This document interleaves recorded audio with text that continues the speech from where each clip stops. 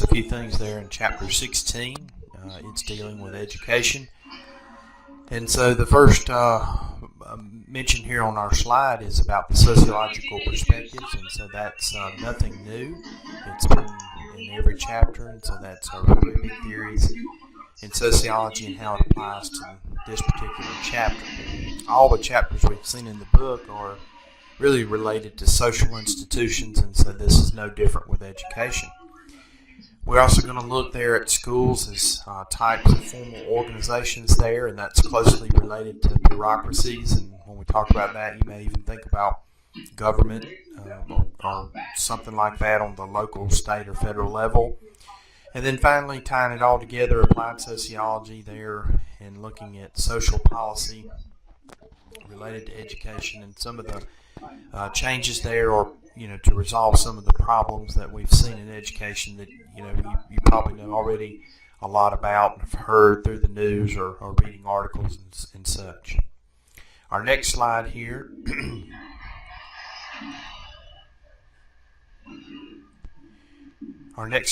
relates to the questions, good questions to consider throughout the chapter. And so, do public schools kind of level the playing field?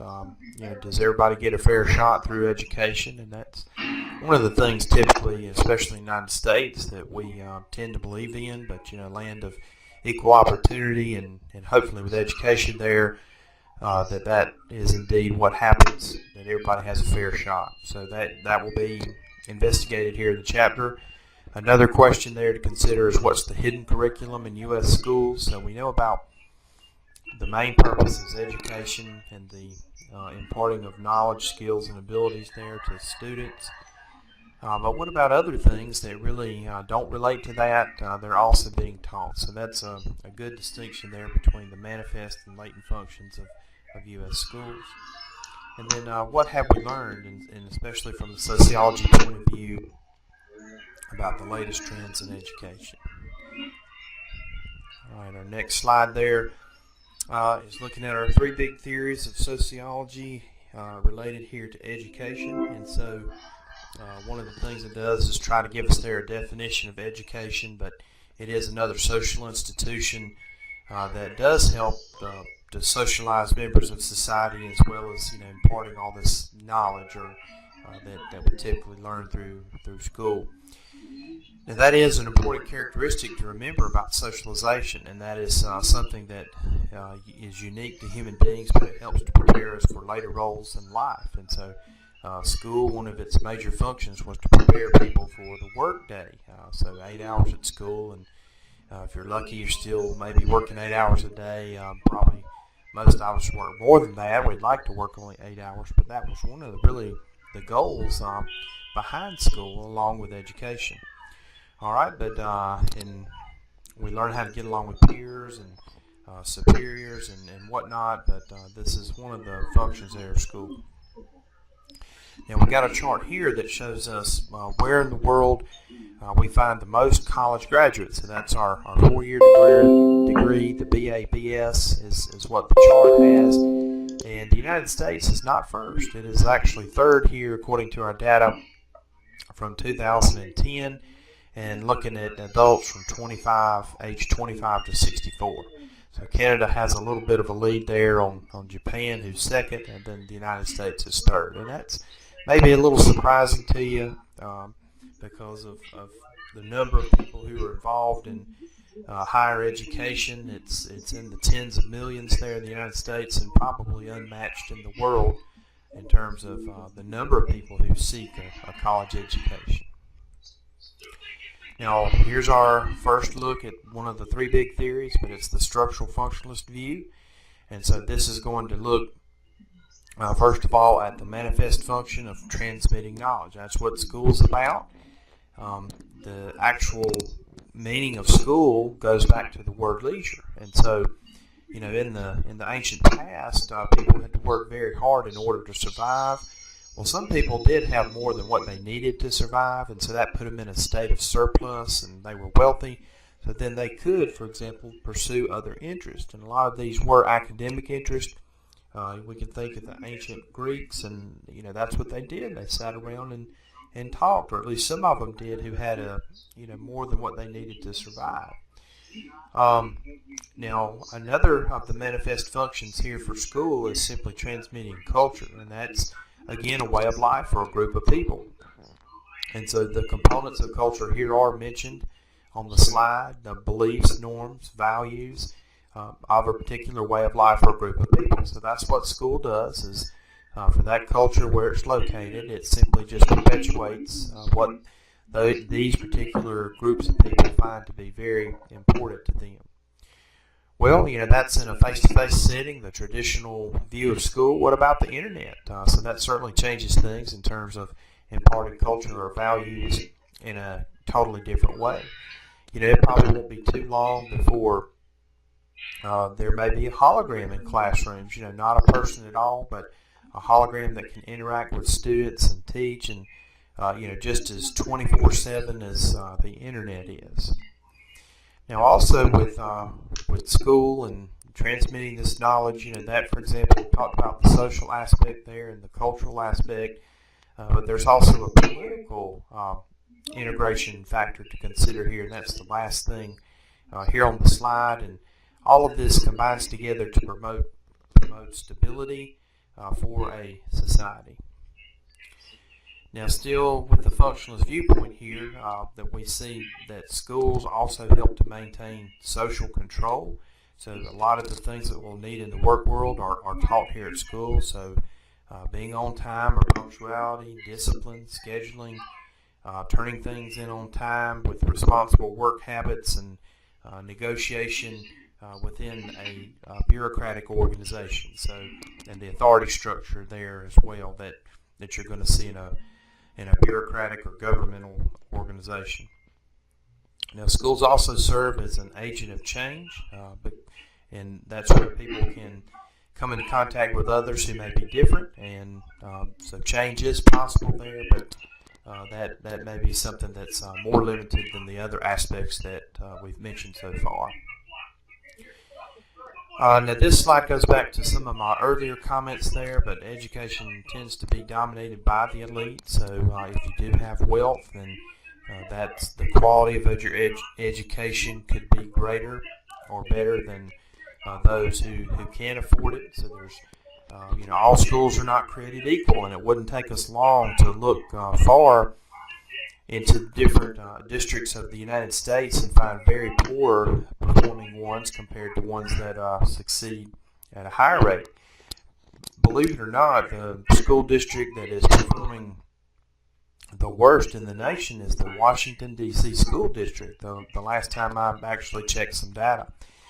It'd be, if you wanted to check out a video, it's Waiting for Superman, but that is a critique on the public educational system, and of course that's one view, and then there's other documentaries that give the opposite point of view, so that's worth spending some time and watching that, especially if you're interested in this type of idea. Maybe some of you out there are going to be teachers yourselves, and so that would give you some insight as well. Back to the slide, though, we see, for example, that the reason that education benefits the elites is it keeps the status quo the same. It keeps everything like it is. And so for those who do have a privileged position, they're going to maintain it. And for those who don't have a privileged position, they want to change it, but yet that's an uphill battle for them. The social conflict paradigm for us is next, and so it talks about the hidden curriculum there in schools, and so that is what they mean by keeping the status quo intact. So school would reproduce social class at large in a society there, and that's what they mean by the hidden. It's really the latent curriculum. It's really not part of what you typically think schools should teach, but this is why it's called the hidden curriculum. Now, we also have a kind of unique term here at the bottom, but it's called credentialism. And so, that's the status that we can see in some schools based on their standing in society, the upper class schools versus lower class schools.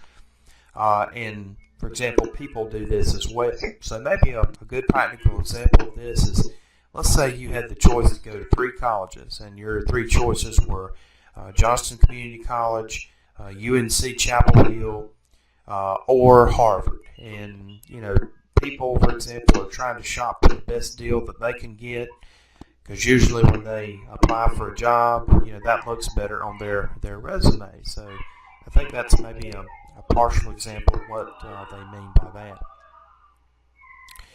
All right, so that ties in here to our next slide as well, but the status that is perceived from people in different educational tracks, from people in different types of schools, and then in people in different types of social classes. So this is all reproduced in tracking, and it's a mimic of what we see in society. So we have those are in the preppy track, kind of headed off to college, those vocational training, and below those. And so that's what schools try to do, is maintain that in the interest of serving their students the best. But sometimes that doesn't work out as well as planned. The last thing here on our slide is the correspondence principle, and that is in keeping with what we've seen already with tracking and status, but it really keeps everybody kind of in the same situation that they were before. And so that, until you have an upheaval of the system, you really have the same thing over and over and over. Now, a sub-theory here under social conflict is the feminist viewpoint. So how does everything that we've talked about so far in terms of separating classes of people, it applies to the same distinction, but now it's in gender or sex. So what about stereotypes in textbooks for males and females? But primarily, we're looking at it in a way that would discriminate or certainly put women in a subordinate position. Title IX involves our unequal funding for athletics. So some programs for boys are much better funded than some for girls. So, a lot of times it's the football program that's king, and you're supposed to have equal funding for sports between the sexes, and that really doesn't happen. A good example of employment bias that I remember, and it was showing the exact same person. They went in and as their normal self, normal body weight, and they were perceived as much more positive as compared to they went in when they had on something like a fat suit. But the potential employer gave them a whole lot more negative attributes based on the fact that they were overweight. But it was the same person in both cases. It's just the potential employer did not pick up on the differences. Now, also something that's showing maybe some progress is that, especially in sociology and psychology today, most of the degrees that are earned are actually by women instead of men. And so that's a complete 180 from the early history of both of these disciplines. As a matter of fact, you could probably ask some historians of both psychology and sociology, who made the most important contributions in the beginning of these disciplines, and it would be stated that white males primarily are the ones who came up with the really good ideas. Now that's an interesting statement, and it neglects more than half of the world. Women have very good ideas too, in other minority groups, but they're not included in this top 10 list, so to speak. The reason being is the world was completely different from the way it is now, but it was very racist and sexist, and those groups of people were kept out of education. So that's why you really didn't see very many contributions at all. Now, over time, things have changed, and so if we did have a new updated list, there would be lots of contributions from different groups of people. Just one more side thing to show you, but it was a very common belief that women could not be pregnant and read a book at the same time because it would endanger the child that they were carrying. And that's what a lot of top thinkers of the day, top scientists of the day went around and said. And so women were routinely held out of academic study. Some of the first women to earn their PhD in psychology, for example, after they did all that work and completed all the requirements, they were told, hey, we don't give degrees to women. So, today that wouldn't happen because you'd be sued, but that was just how things were at one time. Now, the symbolic interactionist view is next, so this is our third of three theories there, but the labeling approach is mentioned, and we've seen that from our previous discussion there on deviance was really where it popped up.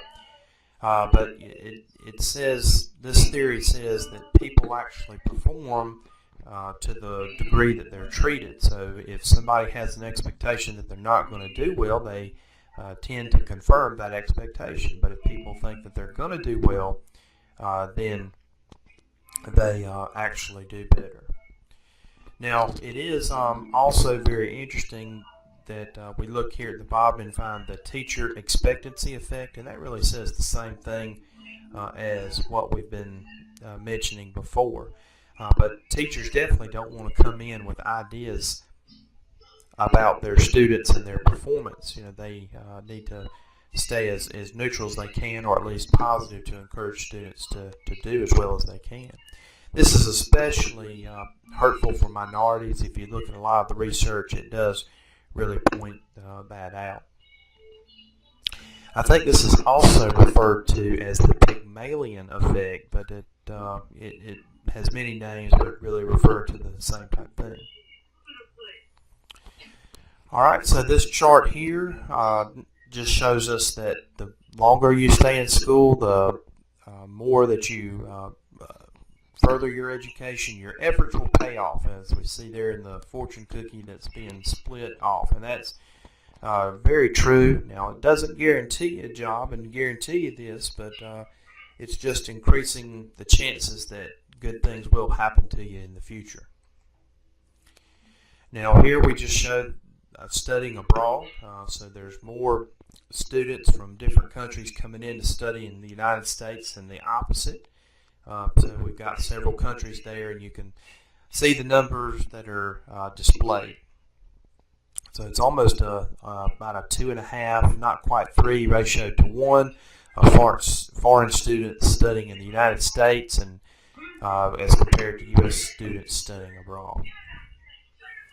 Tuition cost, and it just shows you here that they have all increased, but with private institutions they really have increased quite a bit.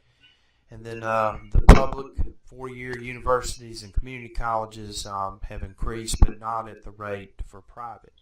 And that's in part makes sense because private, they get no subsidies from the government, whereas public 4-year and community colleges do, and that's why they can actually charge less. So if they didn't receive that funding, they would have to charge more, just like the private 4-year institutions do. Now, we've actually seen here in the news Michael Bloomberg, who has said that maybe these private 4-year colleges aren't worth the investment. Now, that's still pretty cheap, what we see there, because this is an academic year, not a semester. But would you rather have $200,000? Say you wanted to go to Duke, and that's $40,000, $50,000 a year. Would you rather have a check for $200,000 or have that degree from Duke? Well, according to Michael Bloomberg, I think he would be leaning towards the check, and then having another career where you were earning money without having to pay out all that high tuition. That is an interesting question. Is college going to be worth it like it has traditionally been seen as a good investment in the past? We've also got to factor in the economic conditions of today that have been repressed for several years now. All right, so summary here of our 3 perspectives. We've talked about those, and at the bottom you see the feminist, but that actually goes under conflict as well. All right, so here's a little question. After all that we've talked about so far and all that you've read about in the textbook, how do you actually find information? Do you prefer reading something called a newspaper? So those are fading out and getting kind of like dinosaurs, or online, or what have you. Magazines and books are still popular there, but generally people get their daily news from somewhere else. All right, so the digital age is been upon us, and seems to be becoming more and more important all the time. We make a transition here to bureaucracy, and so schools do have a system in place, just like we see with the government or other social institutions. So there is a division of labor, a hierarchy of authority. So think of something like kind of a pyramid-shaped thing. Written rules and regulations on how we deal with everything. So impersonality is also part of the written rules and regulations. You don't take into account anything, but this is just how we handle a situation. All right, and then also employment based on certain type of qualifications. All right, so some teachers there, we have a slide that talks about some of the things that they face while trying to teach. So lots of stresses, and it shows that there's a high burnout rate or high turnover rate. So anywhere up to a third of teachers stop teaching within their first 3 years. So maybe that's in part because of some of the pressures of the bureaucracy and the rules and regulations that you consistently have to follow.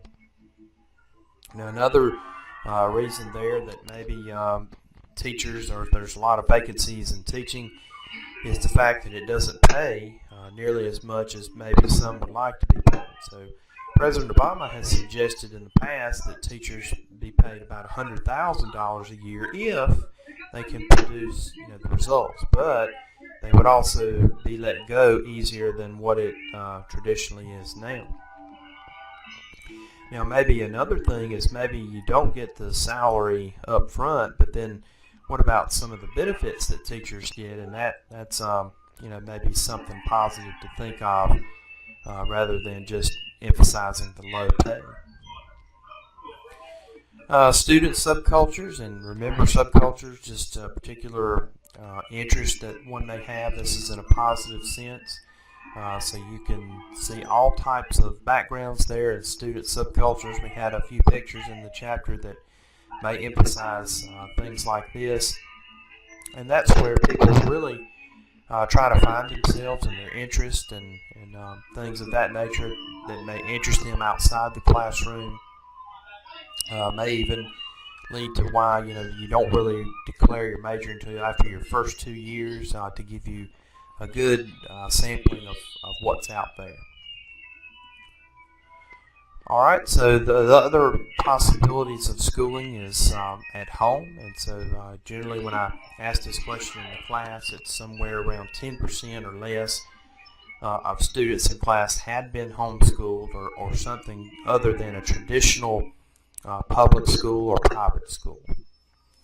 All right, so it's generally positive from the standpoint that homeschooled children score higher, but maybe at the same time they're missing out on some of the social interaction that others who attend public school get.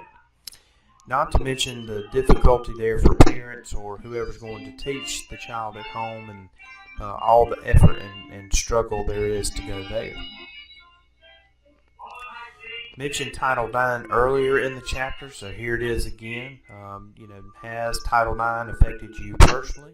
Maybe if you played a sport at school, maybe it did or did not. And why, for example, do we see such a disparity there in the funding between programs? If we're talking about school, why is it so difficult to actually appropriate different amounts of money in equal terms to all the different sports that go around there?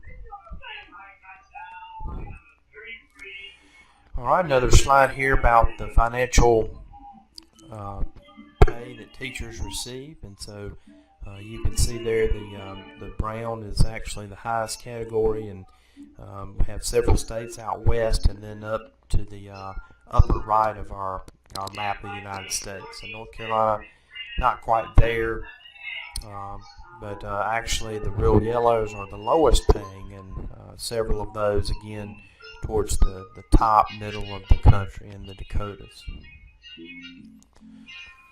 Alright, now this just shows us, for example, how in the last 25 years, for example, that there's increasing diversity on college campuses there. So 1994, nearly 75% were white. Students were white. Now that's down to about 3 in 5.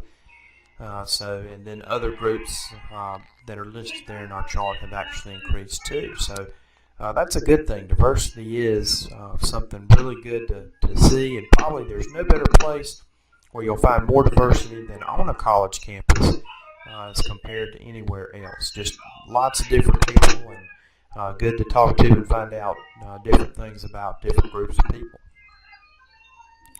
Now, we have had some issues with performance in schools, and so there's lots of people who are open to new things, to try new ideas about school as far as how can we increase the grades and increase the learning of students. So charter schools are one attempt, and so really the rules are relaxed as long as you get the grades. As long as students are shown to be performing at a high level, then some of those rules are relaxed. Now, there has been legislation under President Bush for the No Child Left Behind Act, and now President Obama has continued that, but he has actually put his own name on it rather than the No Child Left Behind. So that's been an emphasis here for the last 2 presidencies at least. And of course, our former governor here in North Carolina was also very big on education, Beverly Perdue. Now, there are some other types of adventures for schools that have been attempted, and again, just to increase grades and for students and their level of achievement. So one solution has been schools for profit. So you get the government out of schooling and you bring in corporations that do it for a profit. And so, lots of these attempts have had mixed results. There's never been really one way that has been just so successful that everybody said, hey, let's do it that way.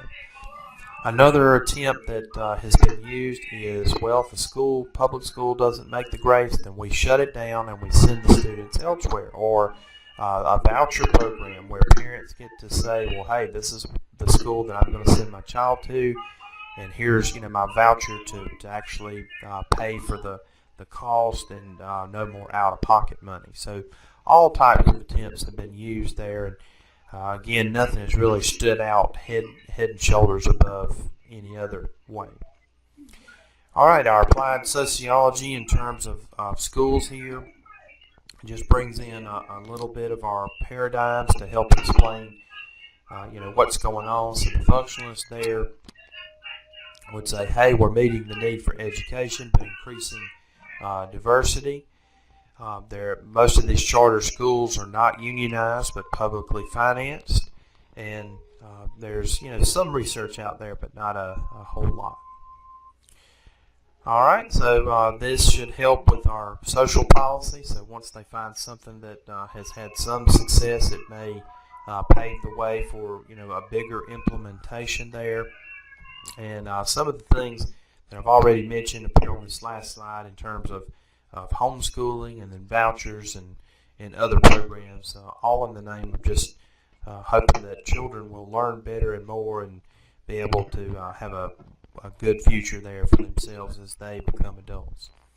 Certainly a lot of challenges. It's easy to point out the faults, but much harder to come up with a solution. But at least we've got some attempts to start us. Keep reading your textbook, and I appreciate your time. I hope this recording finds you well, and I will talk to you again very soon. Thank you.